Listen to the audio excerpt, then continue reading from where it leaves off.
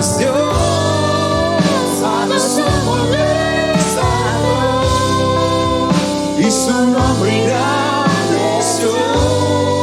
Bienvenidos esta mañana, nos alegra que están aquí. ¿Qué carta es que estamos estudiando? Colosenses. Muy bien, vamos a pedirle favor a los niños que puedan subir a la clase.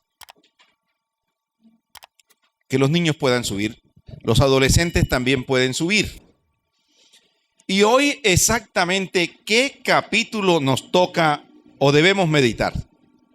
¿El capítulo qué? ¿Quién dijo 5? Padre Celestial, solo tiene 4. Al menos que tú lo escribieras hoy. 4 capítulos. Y esta carta es interesante porque fue enviada a una iglesia, pero fue leída también en la Odisea. Y esta mañana nosotros tenemos el privilegio, o todo este mes, hemos tenido el privilegio de leerla aquí. Y cuando uno recibe una carta, ¿cuál debiera ser la actitud de uno al recibir la carta?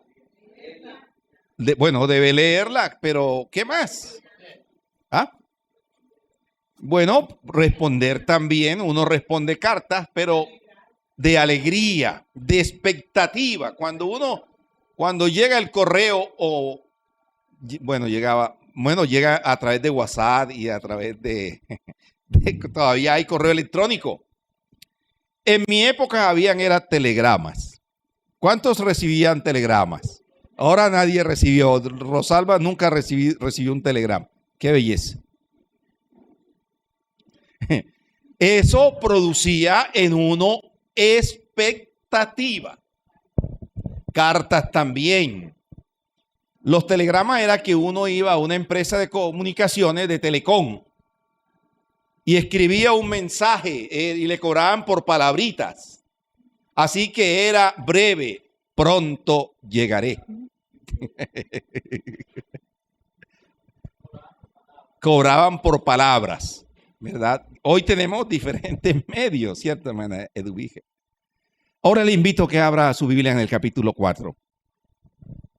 Esta carta ha atendido algunos problemas doctrinales que tenían que ver con algunas herejías de algunos maestros.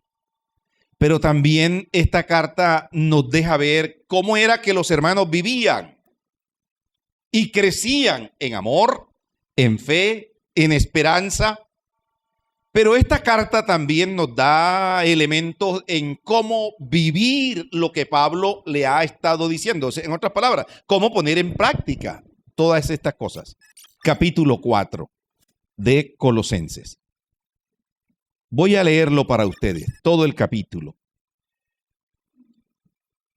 Amos, haced todo lo que es justo y recto con vuestros siervos, sabiendo que también vosotros tenéis un amo en los cielos. Subraye eso. ¿Tenéis qué? Un amo en los cielos. Perseverad en la oración, velando en ella con acción de gracia, orando también al mismo tiempo por nosotros, para que el Señor nos abra puertas para la palabra, a fin de dar a conocer el misterio de Cristo, por el cual también estoy preso, para que lo manifieste como debo hablar. Andad sabiamente para con los de afuera, redimiendo el tiempo. Sea vuestra palabra siempre con gracia, sazonada ¿con qué? Con sal, para que sepáis cómo debéis responder a cada uno. Versículo 7. Todo lo que a mí se refiere, os lo hará saber Tíquico, amado hermano y fiel ministro y consiervo en el Señor, el cual he enviado a vosotros para esto mismo, para que conozca lo que a vosotros se refiere y conforte vuestros corazones. Con Onésimo Amado y fiel hermano, que es uno de vosotros, todo lo que acá pasa, os lo harán saber. Aristarco, mi compañero de prisiones, os saluda. Y Marcos, el sobrino de Bernabé, acerca del cual habéis recibido mandamientos. Si fuera a vosotros, ¿qué dice? Recibidle. Y Jesús, llamado Justo, que son los únicos de la circuncisión que me ayudan en el reino de Dios y han sido para mí un consuelo. Os saluda Epafras, el cual es uno de vosotros, siervo de Cristo, siempre rogando encarecidamente por vosotros en sus oraciones, para que estéis firmes, perfectos y completos en todo lo que Dios quiere, porque de él doy testimonio de que tiene gran solicitud por vosotros y por los que están en la Odisea y los que están en Hierápolis. Os saluda Lucas, el médico amado, y Demas. Saludad a los hermanos que están en la Odisea y a Ninfas y a la iglesia que está en su casa. Cuando esta carta haya sido leída entre vosotros, haced que también sea leída en la iglesia de los laodicenses, y que la de la Odisea la leáis también vosotros. Decida Arquipo, mira que cumpla el ministerio que recibiste en el Señor. La salutación de mi propia mano, de Pablo. Acordaos de mis prisiones. La gracia sea con vosotros. Amén. Uno no quisiera llegar al final, pero hoy debemos comprender advertencias de Pablo a la iglesia y recibir buenas noticias de Pablo.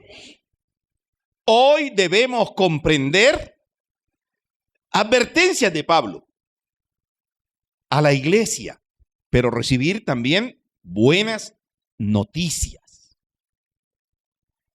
En esta última sección del capítulo 3, que va del 18 hasta el 4:1, Pablo comienza sus instrucciones sobre las relaciones en el hogar. Si quieren, miren por un momento el capítulo 3, desde el versículo 18 en adelante. Y ahí está hablando a las casadas. También habla a los maridos, a los hijos. O sea, da algunas instrucciones en cuanto a relaciones que tienen que ver con el hogar. Después él avanza hacia los colegas, a los amos y esclavos. Ahí también vemos eso. Así que luego habla en el versículo 22 del capítulo 3, habla a los siervos. Y también luego entonces habla en el capítulo 4, versículo 1, a los amos. Y me llama la atención, porque él está hablando aquí de relaciones entre uno y otros. Creo que Dios ha colocado esta porción antes de este capítulo 4, porque después de sanas relaciones, él hace algunas advertencias. Capítulo 4, versículo 2, dice así: miren esta advertencia o exhortación a la iglesia. Le dice: perseverad. ¿En qué? En la oración. Y esto va acompañado y dice: velando en ella con acción de gracia. Estamos en la introducción. Miren, desde el capítulo 4, versículo 2 al 6, hay unas instrucciones finales. Y se divide aquí esta porción con dos imperativos. Perseverad. Eso es una orden. En otras palabras, dedíquense a la oración. Termina hablando en el capítulo 3 de sanas relaciones, pero ahora, para entrar a la vida de oración, creo que debemos tener buenas relaciones con Dios, pero entre nosotros mismos también. Prepara el terreno en el capítulo 3 del versículo 18 hasta el 4:1 sobre relaciones entre esposos, padres, hijos, amos, esclavos. Y cuando habla a los amos, miren en el versículo 1, amos, haced lo que es recto con vosotros, con sus siervos, sabiendo también vosotros que tenéis un amo en los cielos. En otras palabras,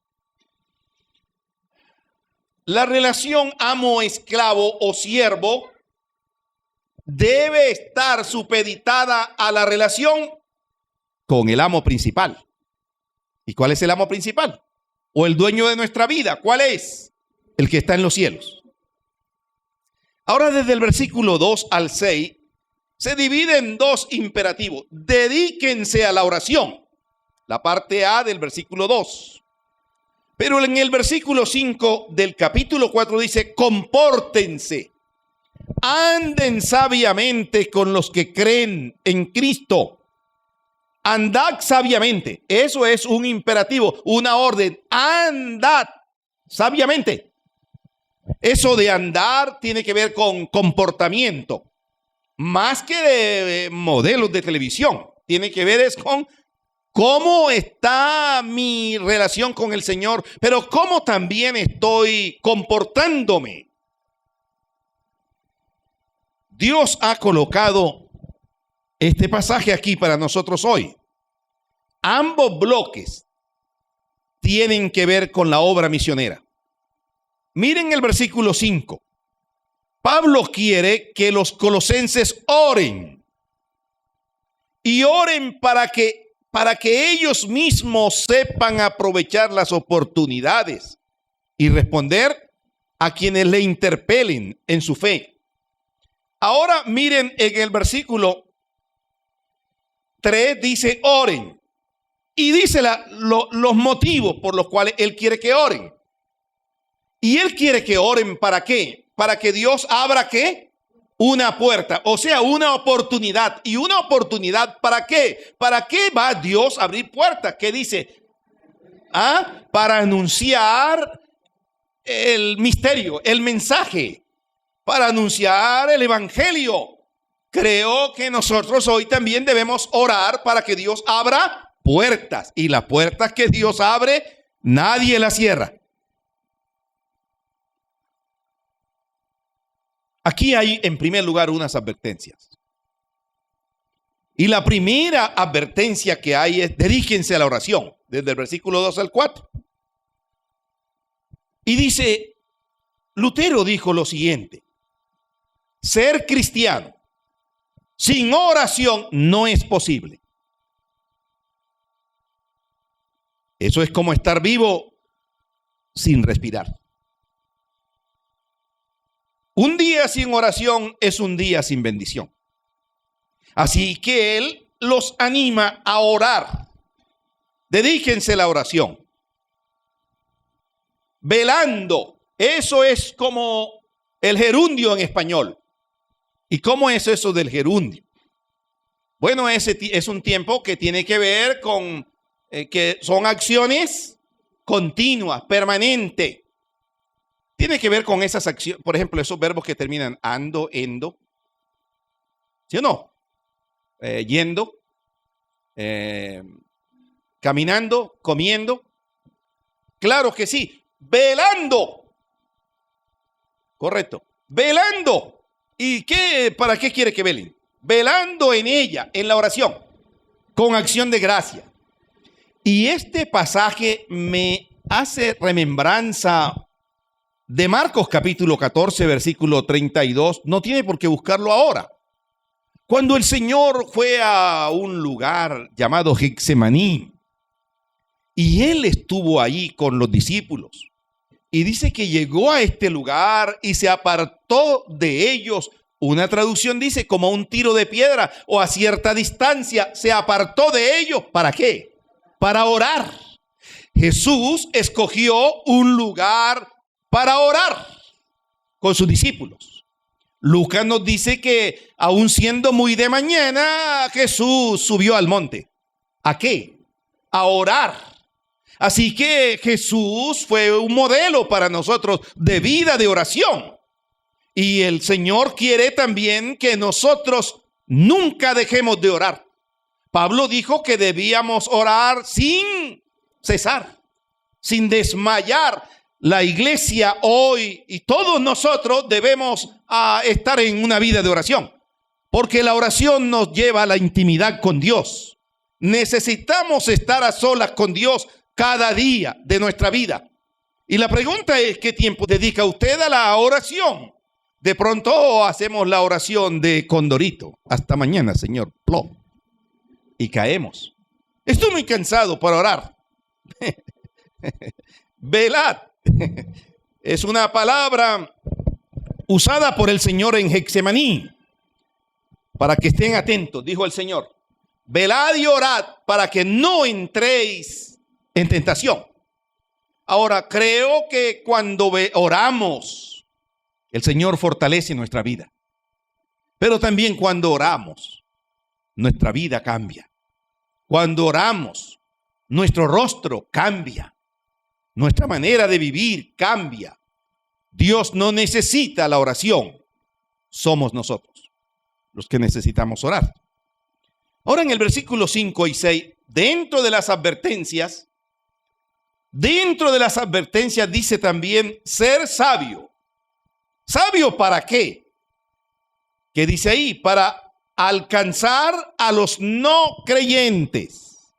Versículo 5, andad sabiamente para con los de afuera, redimiendo el tiempo.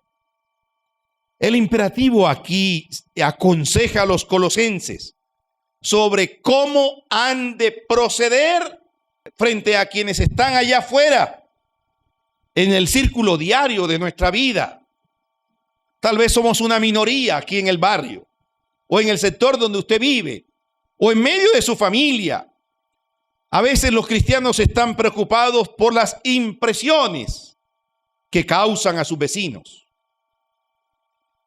De pronto no están resentidos con ellos, pero nosotros somos carta leída dentro y fuera de la iglesia. La gente vecina y sus vecinos, sus familiares, aún no cristianos, seguro que tienen los ojos puestos en usted. Seguro que tiene los ojos puestos en usted. Así que esto también implica testimonio. ¿Cómo es nuestro testimonio? ¿Cómo es?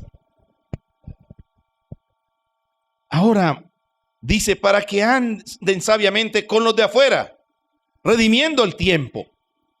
Y luego dice, sea vuestra palabra siempre con gracia. Él quiere que hablen abiertamente a los demás. Y menciona 3 características que hacen gobernar sus palabras. En otro sentido, Él les está diciendo, en primer lugar, una de las advertencias es que oren. La segunda advertencia es que ellos anden sabiamente. En otras palabras, que anden con sabiduría. Él les aconseja. Y que anden sabiamente para con los de afuera. ¿Y cuáles son los de afuera? Los que no conocen al Señor. Pero ante ellos también le dice, ustedes deben hablar. Sus palabras, miren, tienen 3 características. Primera característica, sus palabras deben estar siempre impregnadas de gracia. Sean vuestras palabras siempre con gracia, dice. Hablemos con cortesía. ¿Por qué nos conocen a nosotros?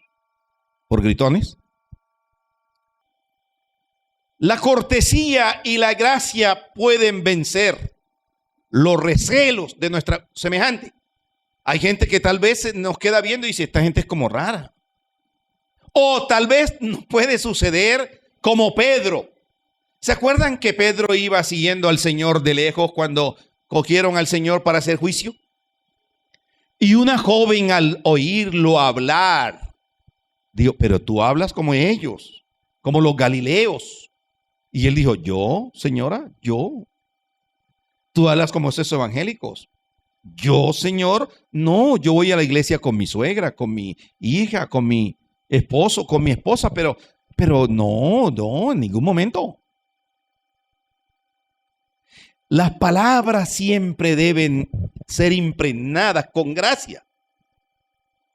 Con gracia.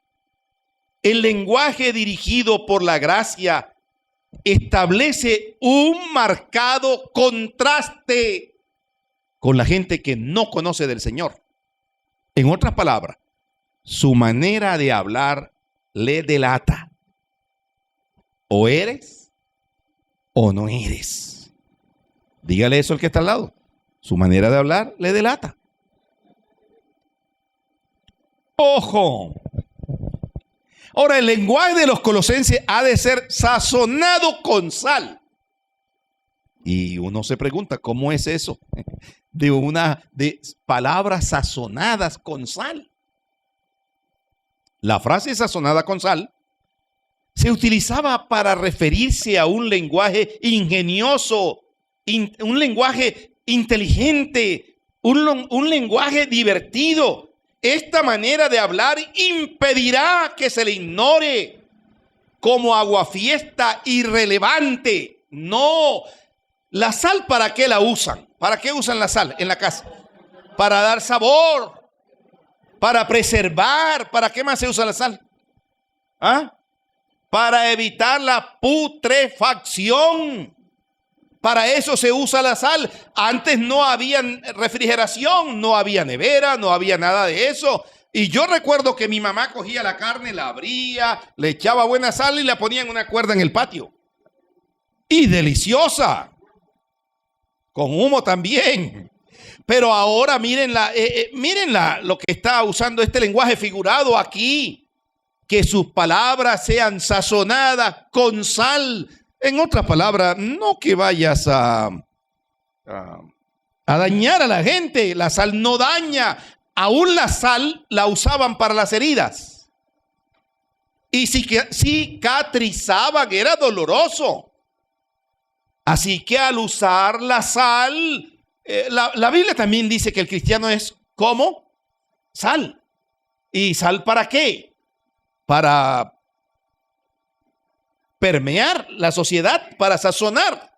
Así que cuando un cristiano habla, debe hablar con sazón, de manera agradable. No es que cuando la gente le oiga a usted, ahí viene el evangélico, ahí viene. No, y ese tipo cómo habla, esa mujer cómo habla. Ahora dice que las palabras, en tercer lugar, también dicen sazonada con sal, para que sepáis cómo debéis responder a cada uno. Puesto que los creyentes viven en un contexto hostil, han de tener respuesta para quien ponen en tela de duda juicio de su fe, o tienen curiosidad de conocer. O sea, usted debe también, ayer decía el hermano Fernando que debemos estudiar las Escrituras para saber cómo poder responder a la gente. Que las palabras sean, o las conversaciones sean cordiales. Y dígame lo opuesto a una conversación cordial. ¿Cómo es lo opuesto? ¿Cómo es lo opuesto a una conversación cordial? Grosera, desagradable, discordia. No, mejor que no hable. Disociadora. En esta traducción, la palabra de Dios para todos dice: sean siempre amables e inteligentes al hablar. Así tendrán una buena respuesta para cada pregunta que le hagan. Ahora, seguro que a uno le van a hacer preguntas que no sabe. No se la dé de muy teólogo. Diga, mire, voy a averiguar el asunto. O llamo 50 y 50, llamo al profesor Fernando o a alguien del seminario. Oiga, señor rector, yo no aprendí esto en el seminario. ¿Qué hago? Voy a llamar a Aider a ver qué me dice. Y Aider me dice, yo tampoco sé, pastor. Y resulta que llamo al seminario, yo tampoco sé. Y entonces eso que no sabemos nos lo revelará el Señor. Pero no invente cosas. No diga más. En primer lugar, estamos viendo que hay unas advertencias. La primera advertencia es que debemos, ¿qué? Orar, perseverar en la oración, velar en ella. La segunda advertencia que vimos en el versículo 5 es que debemos andar sabiamente. Debemos comportarnos bien, teniendo presente que estamos en un mundo hostil, difícil, y hay gente alrededor nuestro que está viendo cómo somos. Y ahí nos dice de qué manera debemos hablar, y hemos visto 3 características. Ahora, en segundo lugar, del versículo 7 al 18, encontramos noticias y saludos. Hoy es el tiempo de las celebridades en el mundo. En el mundo de la farándula. Y las celebridades nos dicen cómo comen, cómo andan, qué hacen los famosos, qué marca de zapatos tienen, qué automóviles usan. El mundo de la farándula quiere que nosotros seamos imitadores de ellos. Pero escuchen, no solo en el mundo de la farándula hay celebridades, sino que al interior de las iglesias o de la iglesia también se han levantado celebridades. El mejor pastor, el que mejor predica. ¿El qué? La iglesia más grande. Ahí es que está el Señor, en la iglesia más grande. No, la iglesia que más diga profecías. Esa es la iglesia más grande. Ahora, yo creo que la mayor profecía es la palabra de Dios. Y creo que Dios sí habla. Es verdad. Pero hoy tal vez la celebridad de predicadores más conocidos, los pastores más famosos del mundo, los cantantes que más venden. Pero primera a Corintios, capítulo 1, versículo 26. Miren lo que dice. Pues mirad, hermanos, vuestra vocación, que no sois muchos sabios según la carne, ni muchos poderosos, ¿ni qué? Ni muchos nobles, sino que lo necio del mundo escogió Dios para avergonzar a lo fuerte. Y lo vil del mundo y lo menospreciado escogió Dios. Y lo que no es, ¿para qué? Para deshacer lo que es, a fin de que nadie se jacte en su presencia. Permítame, yo se los leo aquí rápidamente en esta traducción. Primera Corintios capítulo 1. En esta traducción, la palabra de Dios para todos, versículo 26. Mire lo que dice. Ahora fíjense, hermanos. Según las normas humanas, no hay entre ustedes muchos sabios, tampoco muchos que tengan influencia, ni que pertenezcan a familias importantes. Pero a pesar de todo, Dios los ha llamado. Hermano, Dios no mide a sus hijos por dones, y mucho menos por su fama. Más bien se vale de personas sencillas. Hoy se habla de los pastores famosos, de los predicadores poderosísimos, de los cantantes que más venden, pero se habla muy poco del hermano sencillo, del campo, que aún no sabe ni hablar, pero sí sabe orar. Muy poco se habla de el hermano en la iglesia que es no está aquí en el púlpito cada 8 días, pero es un hombre de oración, pero es una mujer de testimonio. Muy poco se mencionan a los ancianitos aquí como Ramón, como Blanca Villa. Muy poco se mencionan como ellos, como Ana Rosa,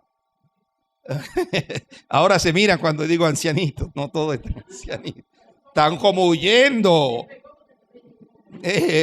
Eso se ven pocos. Como mi Doria. Se ven pocos, pero hacen mucho en la presencia del Señor. ¿No le parece que esos hombres sencillos son los que Dios busca? Claro que sí. Sencillos de corazón. Probablemente sí, ¿verdad? Algunos miran por el estrato y de dónde viene. ¿Entra con chaqueta o no entra con chaqueta? Pero delante de Dios, con chaqueta, sin chaqueta, con chancleta o sin chancleta, todos somos hijos de Dios. Todos somos iguales delante del Señor.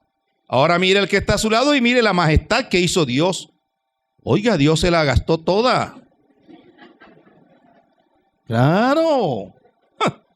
Dios se la gastó toda. En mí, en Rocío, en usted. ¡Qué humildad! Hermano, y el propósito de esto es para que ninguno busque su propia gloria. Nosotros nos sentamos aquí cada domingo en estas sillas limpias, el piso bien organizado, pero usted no sabe detrás de bambalinas quién escoge la trapera y la escoba. Muy poco mencionamos a Marina. Y cuando viene hasta le huimos.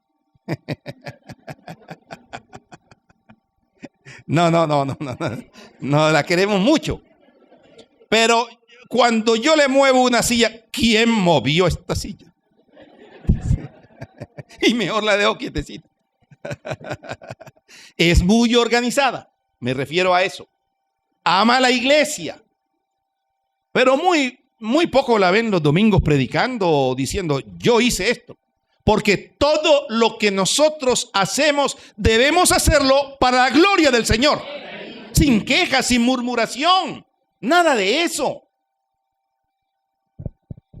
Noticias personales, versículos 7 al 9. Miren las noticias personales. Habla de Tíquico y de Onésimo. Y Pablo va a enviar esta carta con Tíquico para que él la lleve a los hermanos. Noticias personales, Tíquico y Onésimo. ¿Quién se llama aquí Tíquico? Ninguno. Pero miren las maravillas que dice Pablo de este hombre. Mire versículo 7.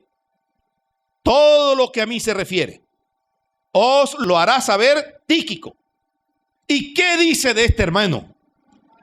Amado hermano, subraye esa palabra. Fiel ministro, consiervo en el Señor. ¿Qué dice de él? ¿Cómo era Tíquico? Un hombre fiel, siervo de Dios, esclavo del Señor. ¡Qué maravilla! ¡Qué maravilla, Tíquico! Aquí enumera en esta carta Pablo a sus colaboradores. Y Pablo nombra individuos que sirven junto a él. Y eso me deja ver que Pablo era un hombre que trabajaba en equipo. Posiblemente Pablo no hubiera podido hacer todo lo que hacía si no hubiese gente a su alrededor. Y dentro de ellos está Tíquico, portador de la carta. Es el primer colaborador que menciona en Efesios 6. Aparece también en Hechos 24, junto a Trófimo, nativo de la provincia de Asia. Se le menciona también en segunda carta de Pablo a Timoteo 4:12. Dice, a Tíquico lo mandé a Éfeso. Y en Tito también capítulo 3, versículo 12. Tan pronto como te haya enviado a Artemas o a Tíquico. Así que Tíquico era un hermano fiel, pero iba a ir con Onésimo. Onésimo fue un esclavo que trabajaba al lado o siervo de Filemón, pero había escapado de él. No se sabe cuál había sido el problema o la dificultad. Algunos dicen que era que había robado. Eso no me consta porque Onésimo me demandaría. No dice. Pero Tíquico y Onésimo iban a contarle a los hermanos los pormenores de Pablo. Pero no solamente iban a hablar de Pablo, cómo estaba. Iban a confortar el corazón de los hermanos.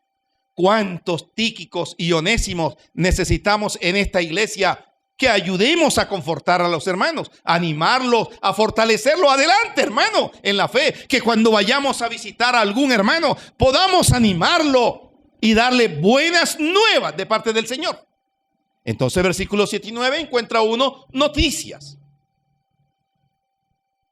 Pero también del versículo 10 al 14 son unos saludos de algunos colaboradores de Pablo. Y dentro de esos colaboradores, ¿de quién habla? Aristarco, ¿de quién más? Marcos, Jesús, llamado el Justo, Epafra, y saluda a Lucas y Demas. Aristarco se menciona en Hechos 19:29 como un macedonio de Tesalónica, que arrastró con Pablo el alboroto de la multitud de Éfeso. También con Pablo viajó a Jerusalén, capítulo 20, versículo 4 de Hechos, en calidad de delegado de Tesalónica, y después estuvo en Roma, capítulo 27, versículo 2. Es posible que fuera uno de estos otros prisioneros, pero Pablo identifica de él como un compañero ¿de qué? De cárcel, de prisión. Este podría ser tal vez un título o algo, pero él estaba también preso por causa de Cristo. Y luego habla de Marcos. Marcos era primo de Bernabé.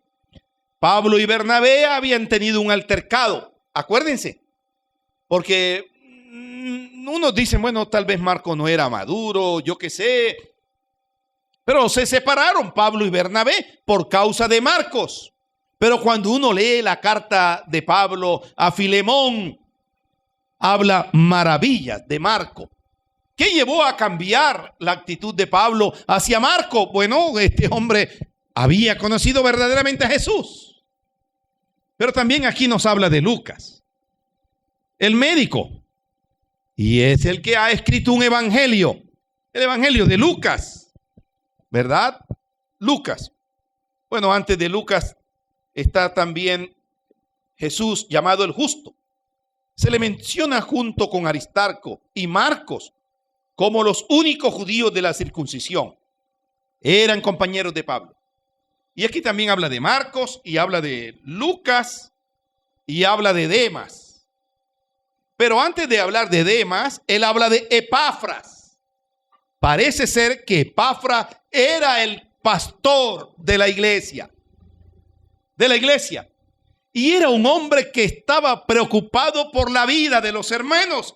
Necesitamos tantos Epafras en la iglesia aquí que oren. ¿Y por qué cosas oraba Epafras para la vida de los creyentes? 3 cosas dice el texto. ¿Cuál era? Capítulo 4, versículo 12. ¿Qué dice? ¿Para qué? ¿Para que los hermanos qué? ¿Para que los hermanos qué? Estén firmes, completos y perfectos. 3 cosas. Yo creo que esos 3 motivos de oración debiéramos tenerla nosotros para estar firme en Cristo, para mantenernos en el Señor todos los días de nuestra vida. Y él dice, los saluda a Lucas y Demas. A Lucas se le identifica como el médico amado. Fue un gran historiador y también habla de Demas. Se le menciona, además únicamente se le menciona sin ningún elogio, lo cual podría insinuar una incipiente actitud conducente a su futuro abandono de Pablo. Cuando uno lee segunda carta de Pablo a Timoteo, capítulo 4, versículo 10, miren lo que dice de Demas. Segunda carta de Pablo, capítulo 4, versículo 10. Dice así: Demas me ha abandonado porque amaba más las cosas de este mundo y se fue a Tesalónica. ¿Cómo les parece? Había dejado a Pablo.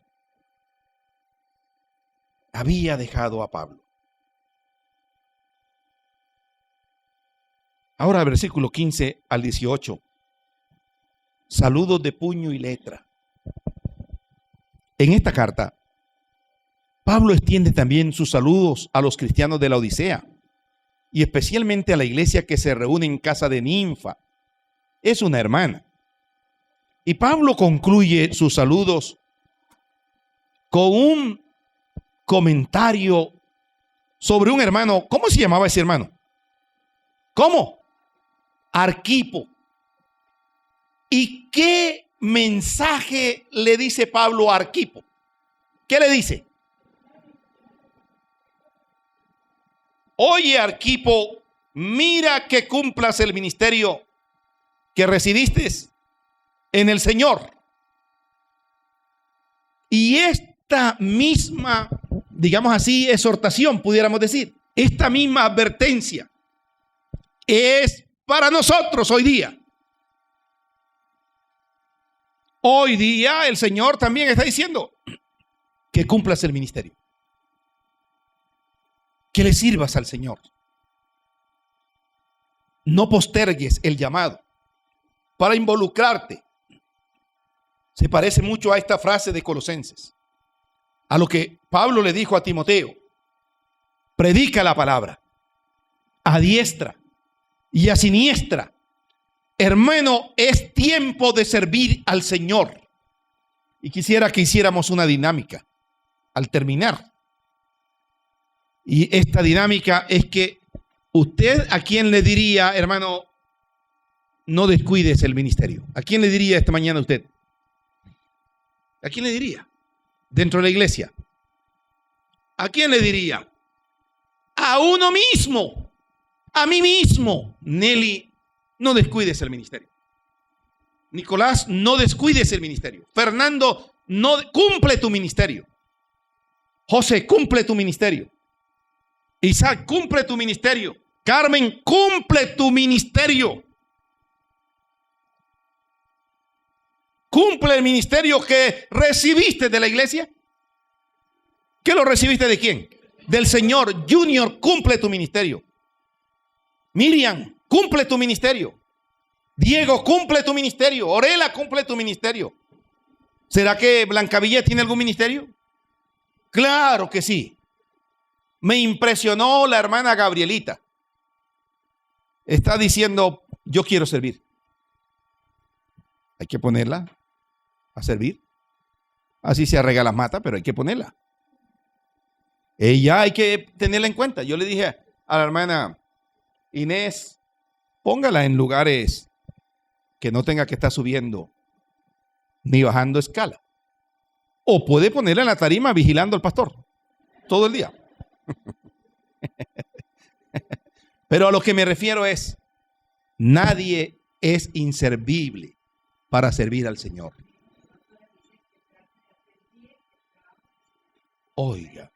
Oiga, tratemos, digamos nosotros mismos, tratemos de hacer bien el ministerio que hemos recibido del Señor. ¿Y cómo es la actitud cuando lo hacemos mal? Ay, me toca a mí otra vez. Ay, qué pereza. Tanta gente que hay ahí en la iglesia. Y a mí es que me dicen. Y lo decimos refunfuñando y pataleando. Parecemos pelados peleando con Fiti. No. Tú has sido llamado por el Señor. Y yo he sido llamado por el Señor. Hermano, hoy debemos mantener nuestro enfoque en Cristo. Él te ha llamado. Pongan sus ojos en Jesús, como dice Hebreos 12:2. Puestos los ojos en Jesús. Hoy, hermano, puestos los ojos en Jesús, ¿qué? El autor y consumador de la fe. Hoy somos exhortados una vez más a mantenernos enfocados en Cristo y su obra, sin dejarnos engañar por sutilezas humanas, sabiendo que si hemos resucitado con Cristo, estamos completos en Cristo. ¿Cuántos queremos servir al Señor? ¿Cuántos queremos obedecer al Señor? Amén. Colóquese en pie, hermano, para orar. y dar gracias al Señor. Entonces, aquí en este pasaje encontramos exhortaciones o advertencias. ¿Cuál es la primera exhortación que aprendimos? Que debemos orar. La segunda exhortación es que debemos andar, ¿de qué manera? Sabiamente, ¿verdad? Y eso nos lleva a andar sabiamente dentro, pero también con los de afuera. Y las palabras nuestras deben ser sazonadas, deben ser con gracia, sazonadas con sal, y debemos tener la respuesta adecuada para cada persona. Lo otro que hemos aprendido en segundo lugar es que hay algunas noticias, personalmente de Pablo, pero también encontramos saludos a hermanos. ¿Cuál de esos saludos? ¿Con cuál te identificas tú? Yo me identifico con Arquipo. Arquipo Nicolás o Nicolás Arquipo. Cumple tu ministerio. ¿Cuántos nos identificamos con Arquipo? Nadie quiere llevar el nombre de Arquipa, pero nos identificamos con él. Señor amado, gracias por esta carta. Gracias porque esta carta es relevante para mí hoy, para nosotros, para esta iglesia. Señor, ayúdanos porque muchas veces no andamos sabiamente. No hablamos como debemos hablar. Pero tampoco, Señor, cumplimos el ministerio como tú quieres que los cumplamos. Y gracias por estos hombres que colocaste alrededor de Pablo, pero gracias también por hombres y mujeres valiosos en esta iglesia. La gloria es para ti. Ponga la mano sobre el hombro que está a su lado y dile: Señor, ayuda al hermano o la hermana a cumplir el ministerio, a caminar fielmente contigo, a obedecerte. Levanta en esta iglesia a muchos Tíquicos, portadores de mensaje, a muchos Onésimos, que aunque no se haya dicho mucha cosa, Señor, este hombre también te amaba, era un cristiano fiel. Y que en esta iglesia levantes Onésimos, que en esta iglesia levantes a muchos Lucas, que en esta iglesia levantes a muchos Arquipos. Gracias, Señor, por esta iglesia tan hermosa, por cada hermano y hermana. En el nombre de Jesús, amén y amén. Su autoridad, toda rodilla se va.